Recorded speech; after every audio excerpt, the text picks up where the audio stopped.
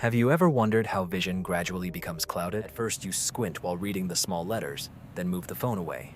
And one day waking up, you look out the window and see everything as if through a haze, as if the glass has fogged up. But it is not glass, but your eyes that no longer see as they once did. And you think, I see it well, now. it's age. There's nothing It to be was done about never it. about the money. However, the truth is that it's not just age. These are signals that cannot be ignored. Our eyes tire from constantly looking at screens, from stress, lack of sleep, but most of all from neglecting them, taking them for granted, until it becomes too late. Loss of vision happens not all at once, but gradually by millimeters. And while doctors offer expensive drops and surgeries, there is another way. It was opened by a man whose name is known worldwide, Ivan Pavlov, a scientist awarded the Nobel Prize. He changed our understanding of the body and mind.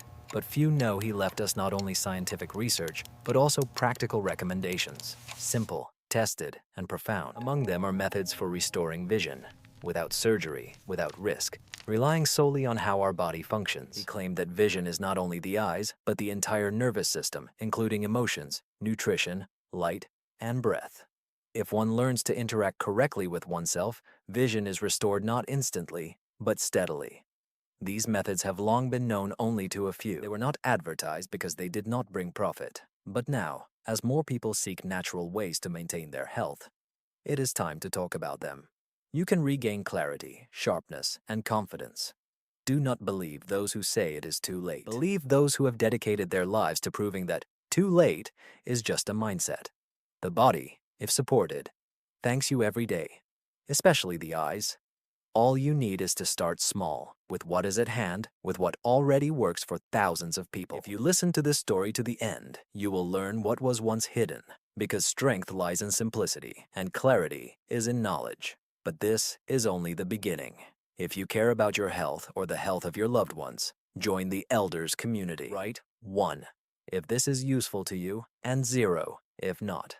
This will help us improve. The name Pavlov is familiar to everyone from school, but behind the term conditional reflexes lies not just an academic, but a person who deeply felt the body as a whole. He saw more than just reactions. He understood a person in their fatigue, fears, and weaknesses.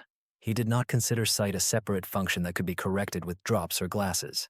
He said, "The eyes are a reflection of what happens in the nervous system."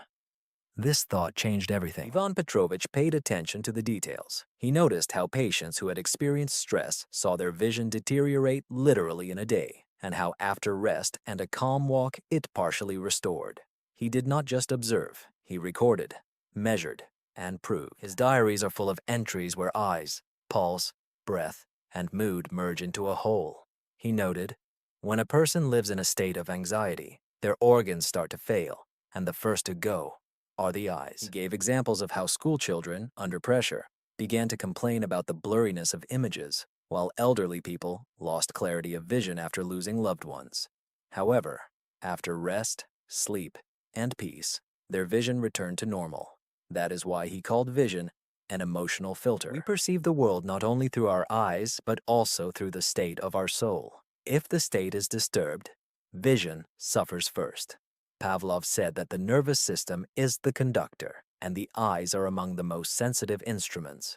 Any disharmony in the body, especially in the psyche, immediately reflects on vision. Therefore, he rejected the idea of treating his eyes in isolation. He considered it absurd. It was like trying to pump up an arm without noticing that it was broken at the shoulder. But most importantly, he believed that vision could not only be preserved, but restored without resorting to pills or glasses, which only compensate but do not heal. Through deep self-work, he called it interaction training.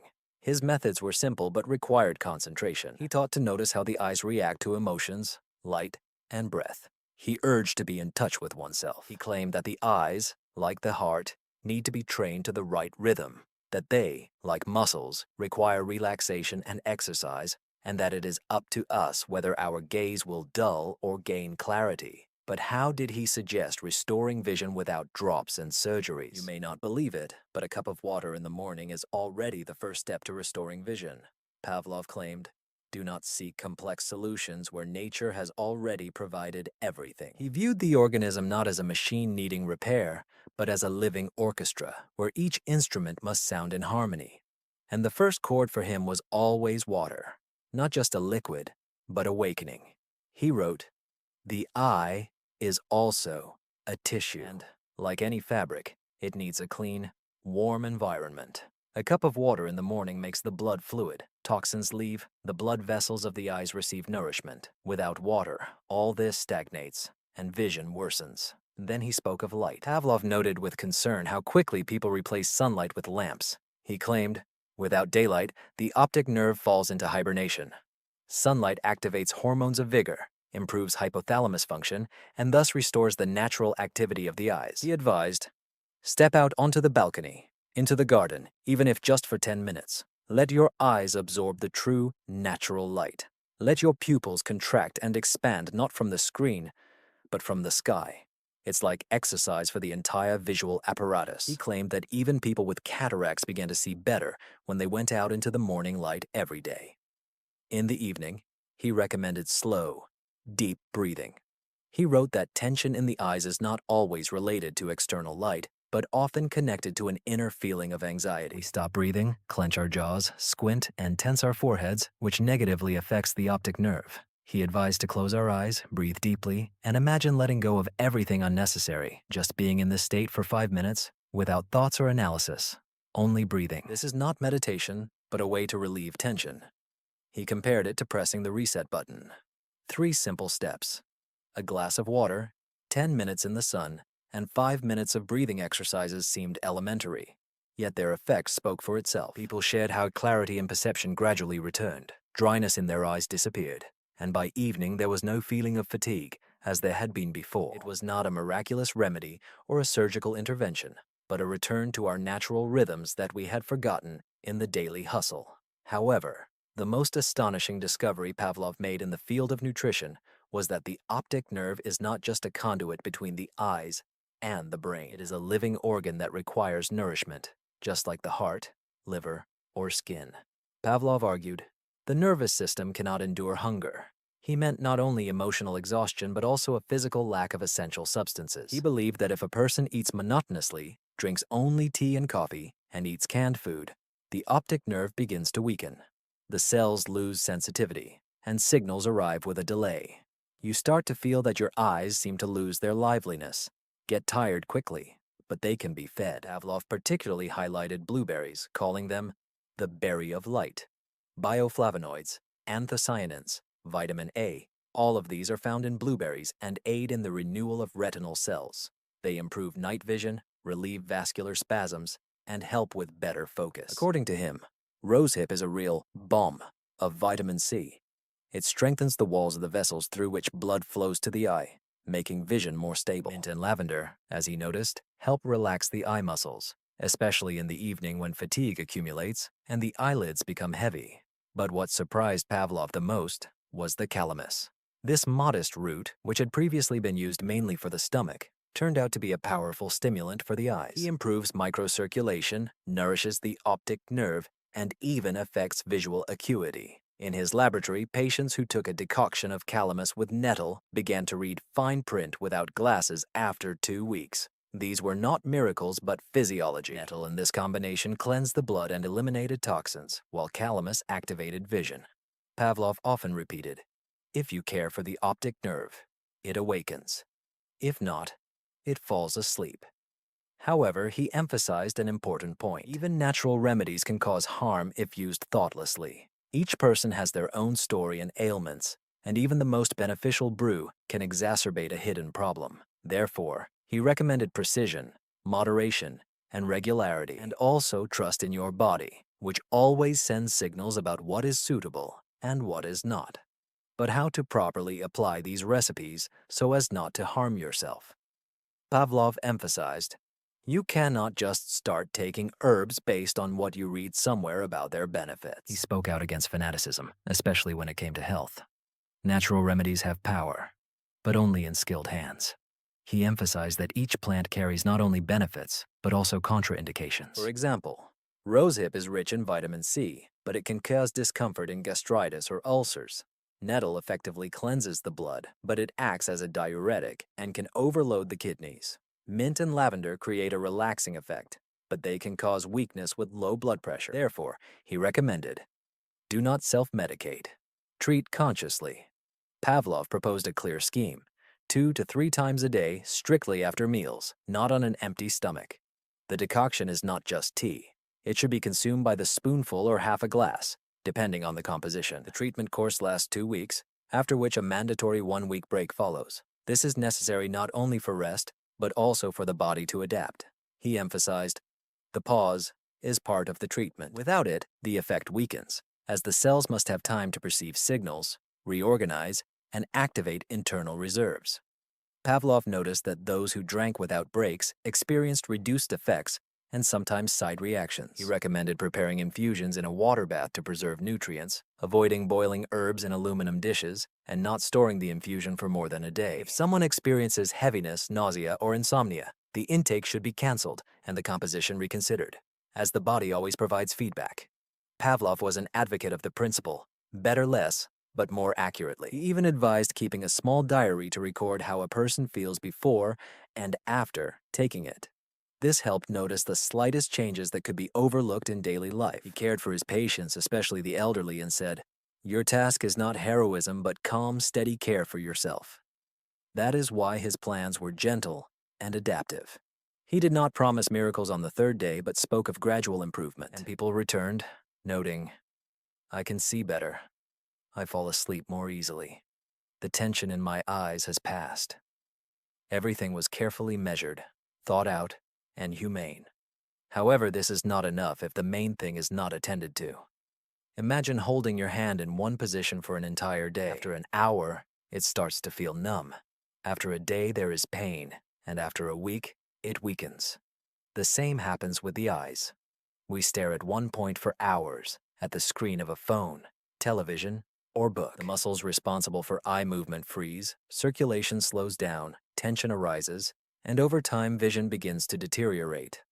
Pavlov was the first to notice this and said, "Eyes are not glass, they are living tissue. They need to be nourished by movement." He developed a simple yet effective exercise system. Just 5 minutes a day. Move your eyes side to side, up and down, in circles. Slowly and consciously draw 8s with your eyes, first up to the right, then down to the left. Blinking is a message for the cornea. And, of course, don't forget about focusing. First, you shift your gaze from the tip of your finger, then look into the distance and return back. This is how you train your eyes to change focus, just like a camera does. These exercises truly help train the muscles, restore their mobility, and improve tissue nutrition. Many people initially doubt how such simple movements can assist. However, after 3 days, the tension fades, the eyes stop watering, and the feeling of sand in the eyes disappears.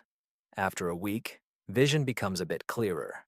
Not sharply, like in advertisements, but you notice that reading has become easier, and your eyes do not tire as much in the evening. This is the result as you activate natural recovery mechanisms without drops, surgeries, and risk.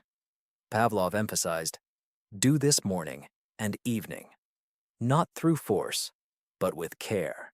He noted, if exercise causes pain, stop. The eyes cannot endure violence. They need softness and regularity. He compared it to gardening. You can't water cucumbers once and expect a harvest. Attention every day is necessary for them to grow. Similarly, the muscles of the eyes require attention, patience, and repetition. People who practiced these exercises for at least 2 weeks often wrote, "I feel my eyes awakening, for vision is not just light entering the pupil. It is the work of numerous nerve connections, micro-movements, and coordination." When you give your eyes freedom, the body responds with gratitude. The main thing is to start and not stop, even if you don't see immediate results. This is not a pill, but a return to inner strength. However, even the most effective exercises won't work if you are under stress. Have you noticed that when you get nervous, everything around you blurs? The light is the same, the screen is the same, but the letters seem to disappear. This is not a coincidence. Pavlov was one of the first to notice that vision reacts to emotions. In a state of stress, the muscles around the eyes involuntarily tense up, as if you are squinting all the time without realizing it. This tension constricts the vessels, worsens circulation, disrupts the nourishment of the optic nerve, and at some point, the eyes simply lose clarity. Pavlov argued that emotional state is not an abstraction, but real physiology. Stress hormones, such as cortisol, affect the entire body, including the eyes. Under stress, blood flows away from the periphery to vital organs, risking disruption of capillaries, the retina, and the optic nerve. Even if you eat well and exercise, it won't help if anxiety reigns within you. He recommended starting small, with deep breathing. 3 inhales, 3 exhales. Just sit, place your hand on your stomach and feel it rise. A walk in the park for at least 15 minutes a day. Warmth on the eyes, just cover them with your palms and stay in the dark. These simple practices help the eyes relax, restore circulation, and relieve tension, which in turn improves vision. Many doubt how breathing can help the eyes, but remember, when you cry, your vision becomes blurry. When you are angry, it narrows. When you are at peace, it becomes clearer. Everything is simple. Vision is a reflection of your inner state. If there is anxiety, tension, or resentment in the soul, it dulls. When peace, love, and gratitude reign in the soul, they return to you. Pavlov said, "The eyes perceive not light, but the inner world." And this is really true. Sometimes a decline in vision happens not because you are missing something, but because you are overloading yourself. So allow yourself to rest. Give yourself the chance to slow down. 5 minutes of silence a day can be more beneficial than many exercises. Restoring vision is a journey that goes not only through the physical body, but also through the heart. Only by finding inner support can you truly restore your sight. But how can you not give up if the results do not appear immediately? Have you ever started something new and quit it after 3 days? It's perfectly normal. The body resists change, especially when it requires effort. But Pavlov argued, the secret is not in willpower, but in rhythm. It's better to dedicate 5 minutes every day than an hour once a week, because the eyes, like the heart, need consistency. Drinking a glass of warm water in the morning is your first step towards self-care. Looking out the window during a commercial break is a little workout. Calmly breathing before sleep is already a form of recovery. Small daily actions have a greater impact than rare feats. This is how the internal recovery program is formed, without pressure and violence, gently and steadily. A habit is when you no longer think and your hand reaches for the herbal infusion while your eyes seek the sunlight. As soon as the body feels its rhythm, it will respond. The brain sends a signal to the vessels, the muscles relax, vision improves, and everything begins to change from within. The main thing is not to strive for instant results. Just start, and let it be a little, but every day. Then your vision will begin to respond to you with gratitude. Clear vision is not a gift, but the result of your choice. Pavlov did not offer miraculous remedies. He showed a path, simple yet vibrant. Water in the mornings, sunlight on skin, breath in silence, berries in a bowl, movement of gaze, inner peace. This is not a set of rules, but a sign of caring for oneself and one's future.